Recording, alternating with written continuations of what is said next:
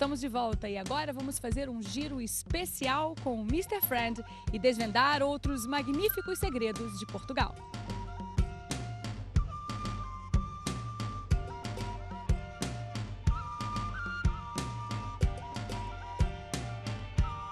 Nós temos os tours regulares, que têm saídas já pré-definidas. Se o cliente não quiser nenhum desses tours regulares, que têm saídas já pré-definidas, ele pode também escolher o seu próprio tour. Eu quero ir para Évora, Coimbra, Porto, Aveiro. Nós fazemos toda a logística, desenhamos a logística, vemos o tempo hábil para fazer o itinerário que o cliente solicita, enviamos o orçamento e fazemos um tour à medida do cliente.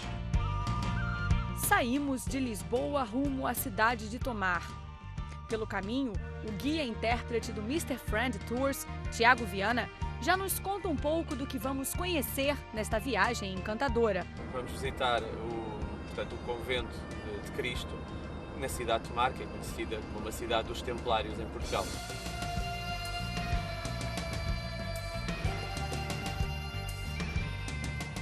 Tomar, conhecida como a Cidade Templária, está localizada nas margens do rio Nabão, no distrito de Santarém, a 125 quilômetros de Lisboa.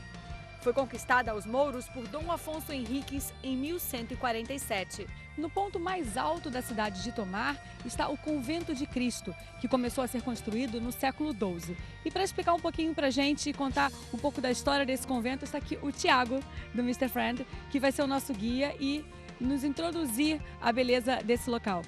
Tem muita história, não é? Sim, o convento de Cristo em Tomar, a sua estrutura começa com uma fortaleza romano-visigótica, depois também muçulmana, e mais tarde sofre então uma nova alteração, já no século XII, a mais conhecida, com a construção do oratório primitivo templário. Dá-se então umas novas fases de construção a partir de 1420, com o Infante Henrique, o famoso Infante Henrique, grão-mestre da Ordem de Cristo. E, mais tarde também, já no século XVI, novas intervenções por parte de monarcas portugueses para a estrutura que nós hoje em dia temos aqui, uma estrutura imensa, com 8 claustros, igreja, portanto uma estrutura de grande dimensão, situada no centro, portanto, na colina mais alta de Tomar. O Convento de Cristo ainda conserva recordações dos templários, os monges cavaleiros e muito mais.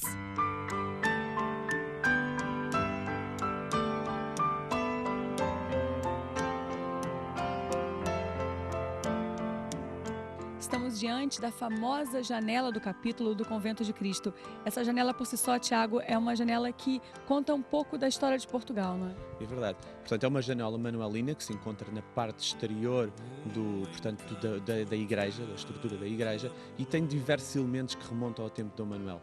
Vemos nela quer elementos da náutica e vegetalistas, que temos raízes cortadas também, e vemos no fundo, portanto, uma imagem que se assemelha a um homem de barbas que suporta a janela, que no fundo representa Portugal suportando os descobrimentos. O Convento de Cristo, em Tomar, guarda também o túmulo de Diogo da Gama, embaixador de Dom Manuel I em Roma e irmão do navegador Vasco da Gama.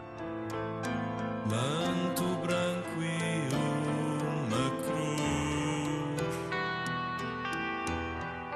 e dizer eu posso sorrir. A arquitetura partilha traços românicos, góticos, manuelinos, maneiristas e barrocos. Os azulejos também impressionam.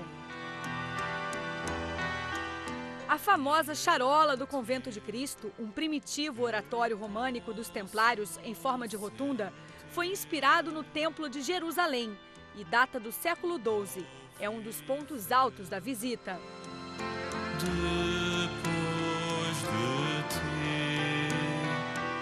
De Tomar, seguimos para o Castelo de Almorol, em Vila Nova da Barquinha. Santa pelo enfão,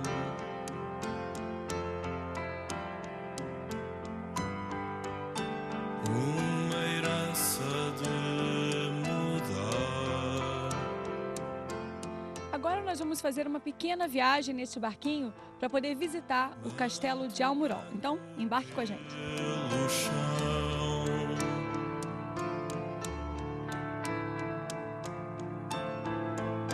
já não te posso tocar.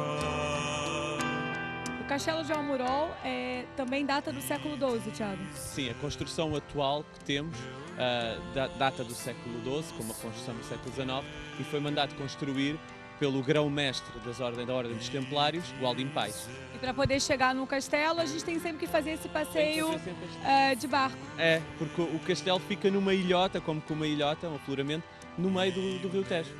O Castelo de Almorol é um dos monumentos militares medievais mais emblemáticos da Reconquista. Aqui também está guardada a memória dos Templários.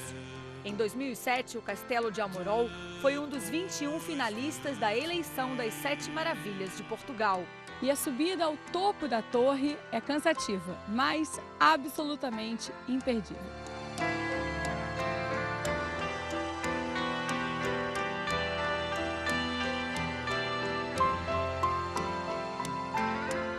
A nossa última parada é na Vila de Constância, terra de encontros e encantos. Conquistada aos mouros em 1150, a vila nasce onde 2 rios se abraçam. A Vila de Constância, que é o local onde o Zézere se encontra com o Tejo, os 2 rios, e também onde, segundo a tradição oral, Luís de Camões terá vivido nesta localidade. É por isso que também é conhecida.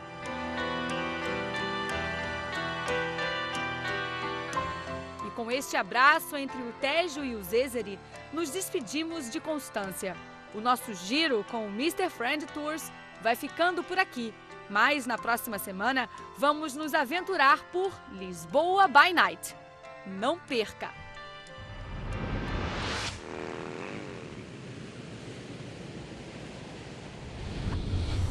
Estocolmo é a capital e maior cidade da Suécia. Tem sido o centro cultural, político e econômico da Suécia desde o século XIII. Está construída sobre ilhas no centro-sul da costa leste da Suécia, no Lago Mälaren. Ganhou o apelido de Veneza do Norte. A cidade de Estocolmo tem um clima continental. A duração do dia, em média, varia entre 18 horas no verão e 6 horas no inverno. Os verões são agradáveis, com temperaturas médias de 20 graus. E os invernos são frios, com temperaturas a rondar os 0 graus. A cidade é conhecida pelos seus edifícios e parques, sendo uma das cidades mais visitadas dos países nórdicos. Vale a pena conhecer o Palácio Real de Estocolmo, a Igreja Riddarholmskirken, o Teatro Drottningholms e a Gamla Stan, ou Cidade Velha. Adquira os seus bilhetes através da Record Viagens. Divida conosco a emoção de estar nos lugares mais incríveis do planeta. www.recordviagens.com. Dia 4. Os peregrinos seguiram viagem deixando grandes memórias de Jerusalém, rumo ao norte do país. O destino era a cidade de Tiberíades, na Galileia.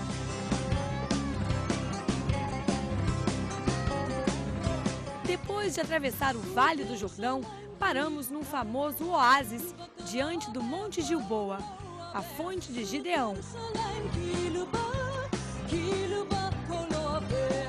Segundo a Bíblia, foi aqui, na fonte de Gideão, que 300 soldados foram escolhidos para lutar contra os filisteus.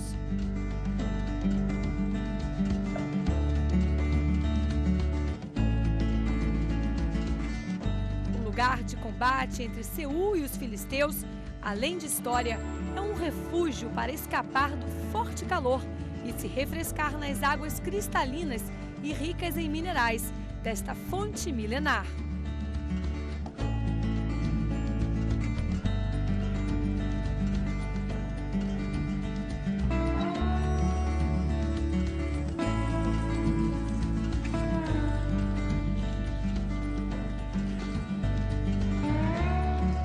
Os filisteus começaram a se juntar, eles dominaram essa região toda e eles dominavam as tribos que viviam aqui. Então, o povo gritava pedindo ajuda ao Senhor. Aparece então essa figura do Gideão e ele convoca o povo para se voluntarizar para, vamos dizer, se livrar dos filisteus.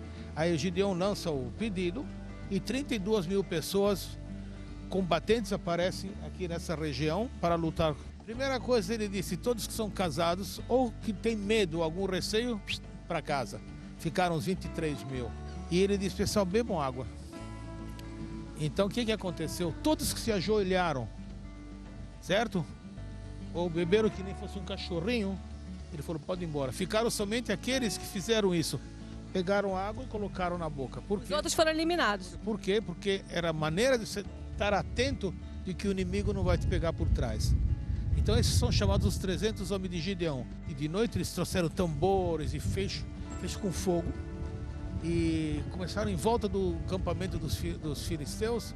E começaram a bater, bater, bater, bater. Eles se assustaram, não sabiam quem era e se mandaram, foram embora.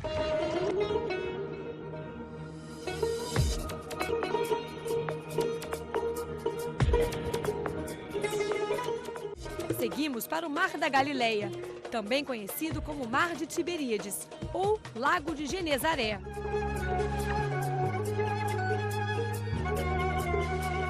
A água é doce e está a 213 metros abaixo do nível do mar Mediterrâneo.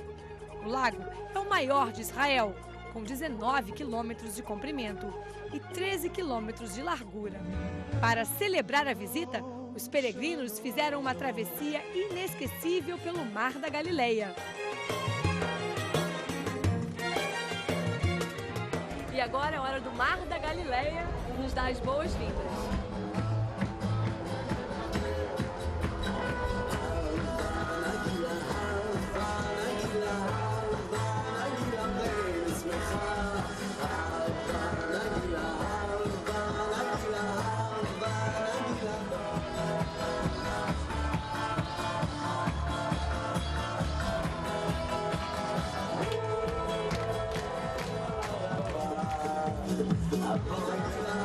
Mais um dia inesquecível chega ao fim, mas a caravana de Israel segue caminho pela Terra Santa.